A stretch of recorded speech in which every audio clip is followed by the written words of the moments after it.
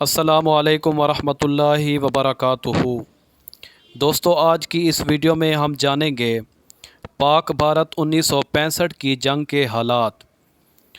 جس میں پاک فوج کو اللہ کی غیبی مدد حاصل ہوئی۔ جناب رسول اللہ صلی اللہ علیہ وآلہ وسلم اور شیر خدا حضرت علی کرم اللہ وجہ الکریم پاک فوج کے سروں پر موجود تھے۔ مقدس ہستیاں پاکستان کی کیسے حفاظت کرتی رہیں، جان کر آپ بھی تکبیر کہہ اٹھیں گے۔ جنگ ستمبر 1965 یقیناً پاکستان کی عسکری تاریخ میں ایک نمایاں مقام رکھتی ہے، جب پاک فوج کے نوجوانوں نے اپنے سے کئی گنا بڑے دشمن کو شکست فاش سے دوچار کیا۔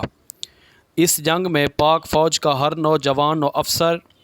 شوق شہادت اور اسلام کے نام پر قائم اس ملک کے لیے جان قربان کر دینے کا جذبہ لیے میدان میں اترا، اور پھر رب تعالیٰ کی غیبی امداد اس نصرت و فتح میں شامل حال رہی۔ جنگ و جدل میں اللہ کی نصرت مومنوں کے ساتھ ہوتی ہے اور انہیں تائید غیبی حاصل ہو جاتی ہے۔ قرآن و حدیث میں غزوات و اسلامی جہاد کے دوران ایسے واقعات کی صداقت بیان کی گئی ہے کہ اللہ کے فرشتے اہل ایمان کے ساتھ شانہ بشانہ شریک ہوئے، اور یہ سلسلہ کبھی معطل نہیں ہوا۔ اس کا ایک بڑا ثبوت بھارت کے ساتھ پاکستان کی جنگوں کے دوران متعدد بار ملا ہے، جب بھارت کی بھاری بھرکم فوج کے مقابلے میں پاکستان کی فوج کے ایمان صفت سرفروشوں کو تائید غیبی سے مدد ملتی رہی اور انہوں نے دشمن پر غلبہ پا کر نصرت حاصل کی۔ ستمبر 1965 کی جنگ میں کئی ایسے روحانی واقعات رونما ہوئے جن کے راوی خود بھارتی فوجی و حکام بھی ہیں، جبکہ ان واقعات کو متعدد کتب و جرائد میں حوالوں کے ساتھ شائع کیا گیا ہے۔ ممتاز مفتی نے اپنی کتاب لبیک میں لکھا ہے، جب 1965 کی جنگ شروع ہوئی تو مسجد نبوی صلی اللہ علیہ وآلہ وسلم میں اللہ تعالیٰ کے نیک بندوں نے رسول اللہ صلی اللہ علیہ وآلہ وسلم کی زیارت فرمائی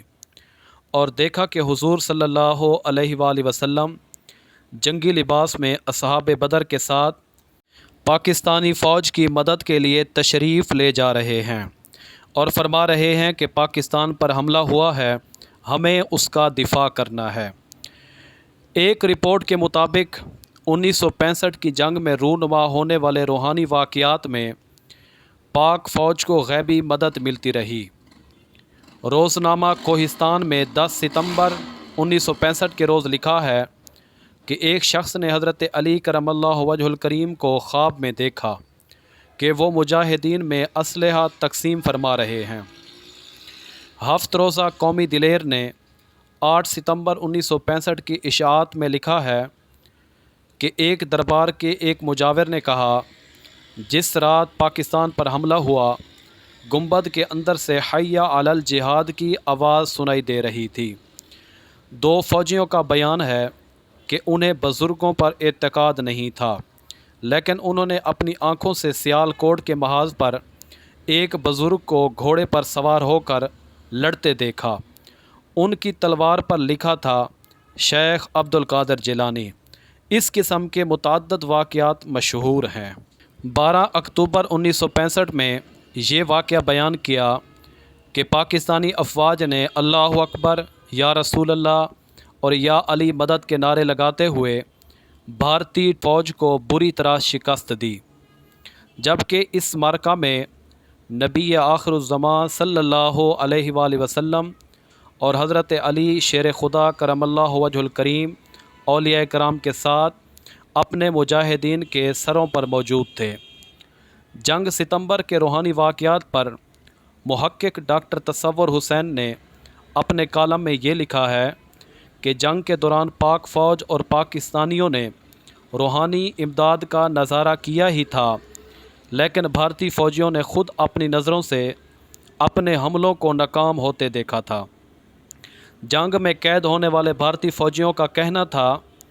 کہ جب ہم بارودی گولہ پاکستان کی طرف پھینکتے تو وہ گولہ کوئی سفید لباس میں ملبوس فورس ہاتھ میں پکڑ کر واپس ہماری طرف پھینک دیتی تھی۔